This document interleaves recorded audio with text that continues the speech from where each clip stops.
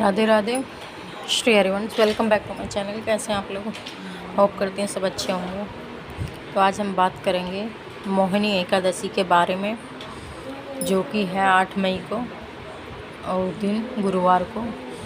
तो बहुत अच्छा दिन है, वैसे भी विष्णु भगवान का दिन है। तो वर्णन करते हैं कि जब तक हम एकादशी का व्रत करते हैं और उसकी कथा नहीं सुनते जब तक वो अधूरा माना जाता है। तो इसलिए कथा अवश्य सुने और भगवान के नाम का जाप करें। तो कथा सुनते हैं। युधिष्ठिर बोले कि हे जनार्दन, शुक्ल पक्ष के एकादशी का क्या नाम है, उसका क्या उसकी विधि क्या है, सो मुझसे कहिए। श्री कृष्ण बोले कि हे धर्मनंदन, पहले रामचंद्र जी पूछने पर जिस कथा का वशिष्ठ जी ने कहा उस कथा को मैं कहता हूँ, आप सुनिए। श्री रामचंद्र जी बोले कि भगवान सब पाप और दुखों को दूर करने वाले सब व्रतों में श्रेष्ठ व्रत में सुनना चाहता हूँ। वशिष्ठ जी बोले कि हे राम, तुमने अच्छा प्रश्न किया है, तुम्हारी बुद्धि श्रद्धा युक्त है। हे राम, वैशाख शुक्ल पक्ष में जो एकादशी है उसका नाम मोहिनी है। वह सब पापों को दूर करती है, इस कारण यह आप सरीखे मनुष्य के करने योग्य है। यह पापों को दूर करने वाली और दुखों को नष्ट करने वाली है। इस शुभ कथा को एकाग्र चित्त से सुनो। सरस्वती के तट पर भद्रावती नाम की सुंदरी पुरी है। वह दूतिमान नाम का राजा राज्य करता था। वहाँ धैर्यमान सत्यवादी राजा हरिश्चंद्र वंश में पैदा हुआ था। वह कर्म में प्रवृत्ति रखने वाला धनपाल के नाम से प्रसिद्ध था। प्याऊ, यज्ञशाला, तालाब, बगीचा आदि को बनवाता था। शांत शबरों पर भगवान के भक्त सुवैश्य के समान दूतिमान मेधावी सुकृत धृष्ट बुद्धि नाम से 5 पुत्र थे। 5वां धृष्ट बुद्धि बड़ा पापी था।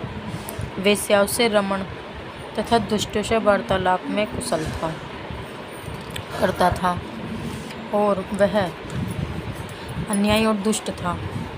पिता के धन को नष्ट करता था, अभक्ष्य वस्तु को खाता था। वह पापी सदा मदिरा पीता था। उसके पिता ने उसको वेश्या के गले में भुजा डालकर घूमते हुए देखा तो उसे घर से निकाल दिया और बांधुओं ने भी उसको अलग कर दिया। उसने अपने शरीर के आभूषण भी नष्ट कर दिए।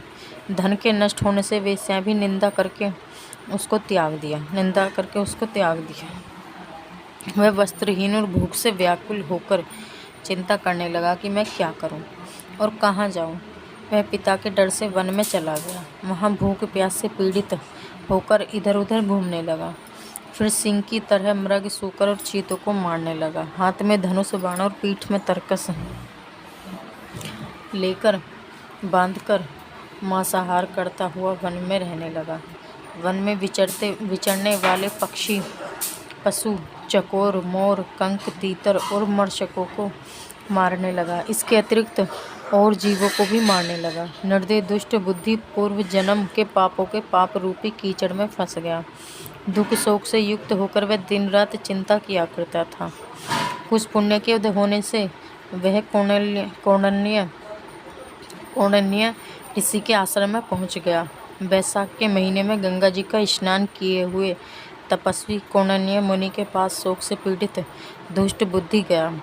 उसके वस्त्र से गिरी हुई जल की बूंद के स्पर्श से उसके पाप दूर हो गए।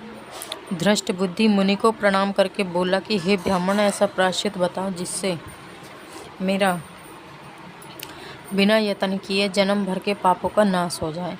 धन मेरे पास नहीं है। ऋषि बोले कि जिसके करने से तेरा पाप दूर हो उस उपाय को तू सावधान होकर सुन।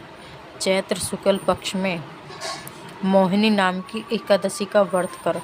यह मनुष्य के सुमेरों के समान पापों को नष्ट कर देती है।